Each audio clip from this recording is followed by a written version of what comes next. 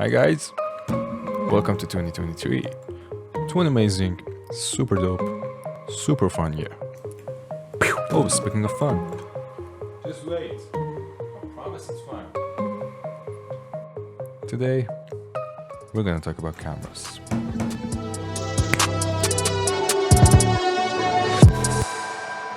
So today, we're gonna talk about cameras. And literally how cool these things are. And not just one camera. Basically the best cameras you can buy in 2023. If you're a pro photographer, videographer, vlogger, content creator, sports photographer, wedding photographer. And yeah, we have 7 different categories in this video. And a lot of different cameras. All Sony, by the way. I used most of these cameras myself. And the ones I didn't use, I'm well aware what they're capable of. So it's gonna be an honest review. And I will try my best to guide you guys to the best camera for your work. And it's gonna be a long video, so let me play some unnecessary happy tunes in the background. Remember, it's supposed to be fun. Oh, not this shit. Nope. Yeah. So our first category is the best photography camera in 2023.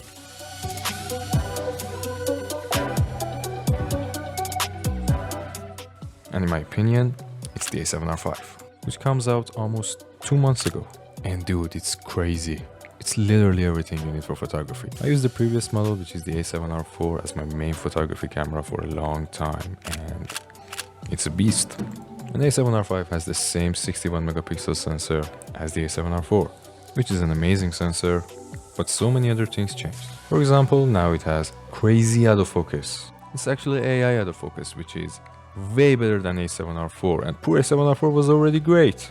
Now A7R5 has a scary AI processing chip, and it can track humans perfectly like it's nothing. The EVF on the A7R5 is better than the A7R4. It's a new 9.4 million dot viewfinder. Another huge update on the A7R5 is A7R4 doesn't have a flip out LCD screen, it's only tilt screen. But on the A7R5, now we have a 4-axis multi-angle screen, which is an amazing feature that none of other Sony cameras at this point have. It's super helpful in both photos and videos. The LCD screen has a very good quality too. And on the video department, A7R5 kills A7R4. 8K up to 30 frames per second, 4K up to 60 frames per second. And all the recording modes are available in 10-bit 4:2. And with that crazy 61 megapixel sensor, you can crop heavy. For example, I cropped this photo in a 4K ratio for this video, and it looks great. Are you ready to see the original image? That's the original image. And even in Super 35 mode, you can still get 26 megapixel, I think. The battery life is good, and maybe the only con of the A7R5 is it's not as fast as it should be. You can only get 10 frames per second in RAW, and it should be compressed RAW. And if you want to shoot uncompressed RAW, it's only 6 frames. But all the other things are great in this camera. If you don't shoot sports and you don't need high-speed shooting modes, this camera is great for every other things. I'm gonna put all the pros and cons of A7R5 on the screen. And among all the pros, maybe the biggest con of the A7R5 is it's not a very suitable camera for sports or action photography. But the sensor is amazing, and even the video aspects are very good. And if you don't care about video at all, A7R4 is a little bit cheaper and it has the same sensor, 61 megapixel sensor. And at this point, it's $500 cheaper. So if you want to save some money, it's still a very good option. And our next category is the best videography camera.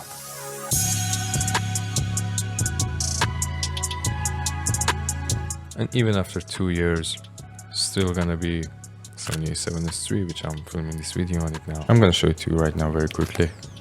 A7S III came out 2 years ago, almost 3 years ago, but it's still the best videography camera in my opinion. This was the most rented camera among all the Sony cameras this year.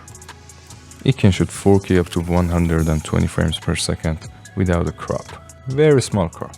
And all the recording modes are available in 10-bit 4:2, so the image quality is great. And even 1080 up to 240 and 12-bit RAW with an external recorder. Amazing autofocus and wonderful low light capabilities. This camera is amazing in low light.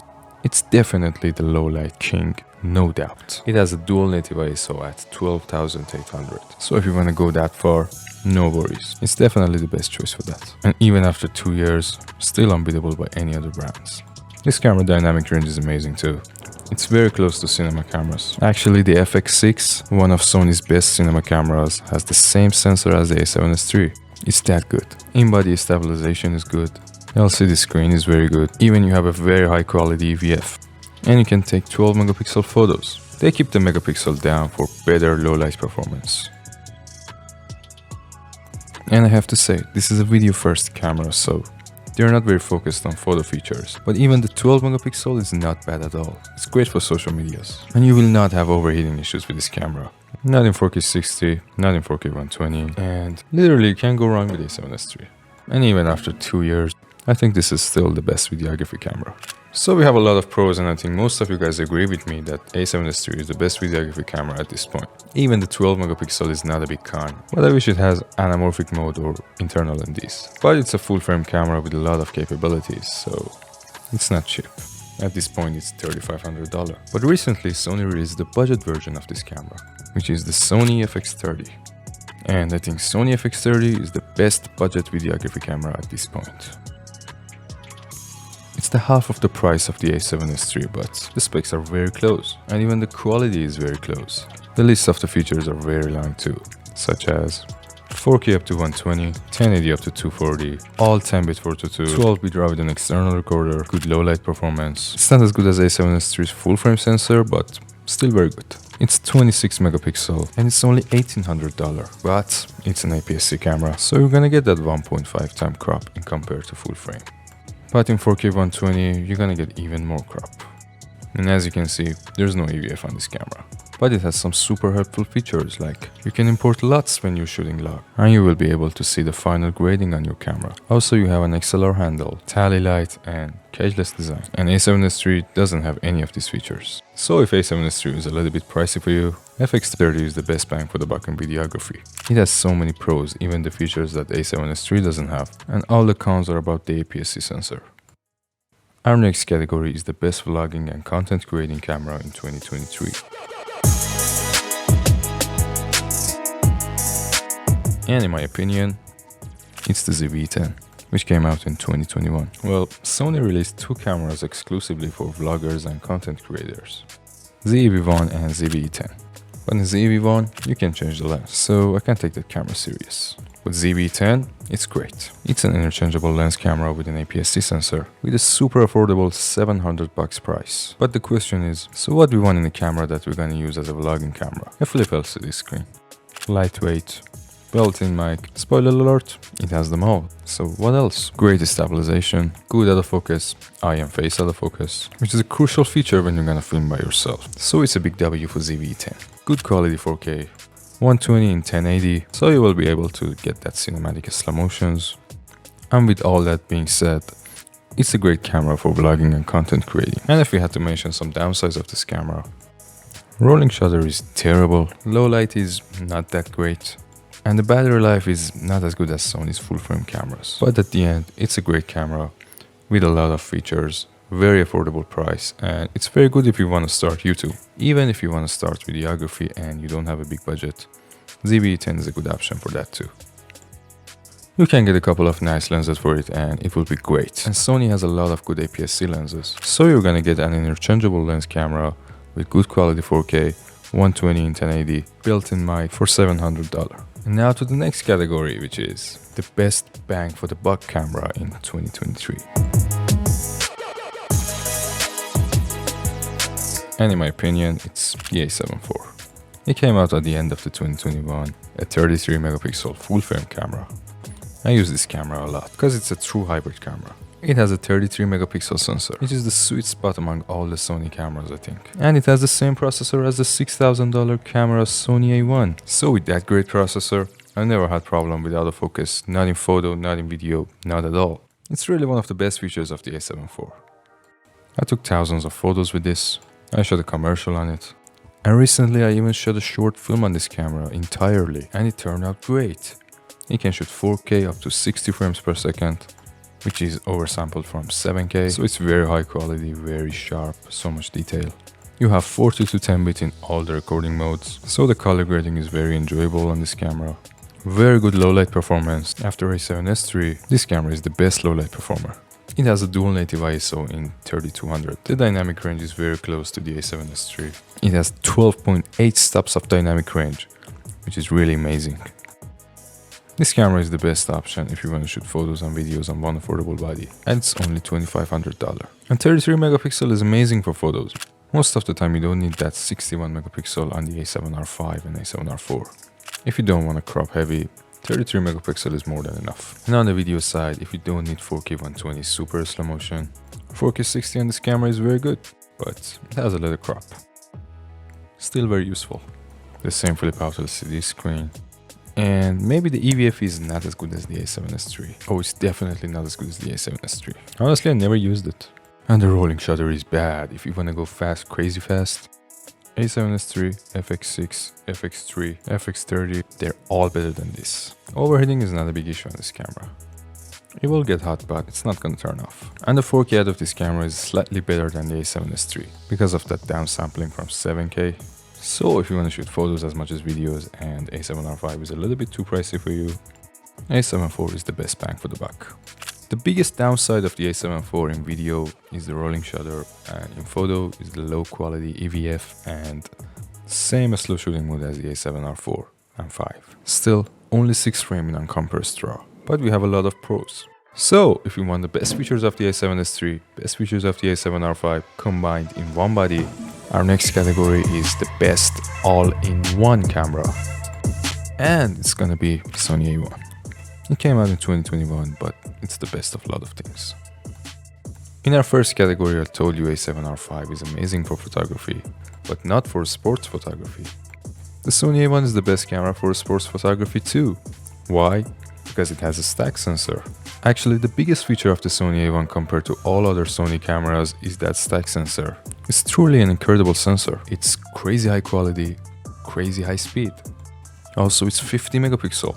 So with that high speed, you're gonna get high quality too. You can get 30 frames per second in RAW, uncompressed, 14-bit. The BIOS processor on the Sony A1 is very powerful too. So we're gonna get so many features on this camera. So for the start, super damn good autofocus, eye autofocus in all the modes. And now if you want to switch to the video side, you can get 8K up to 30 frames per second. And it's 10-bit 422 in all the recording modes. You can get 4K 120, 12-bit video with an external recorder.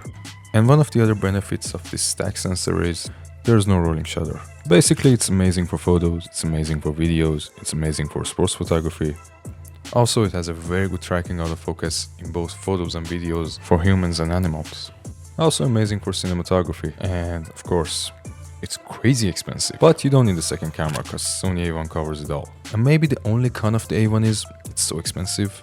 And also the fact that it doesn't have a flip LCD screen is very weird to me because for a $6,000 camera, it's a big bummer.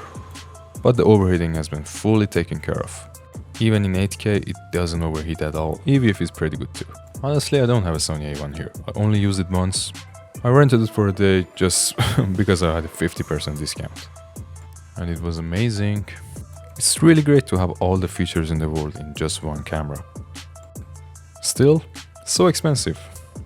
If you can afford it, I envy you. Go for it. You're not gonna regret it. But in defense, it's Sony's flagship camera, so it should be expensive. So if you want the best of the both worlds, Sony A1 is the one.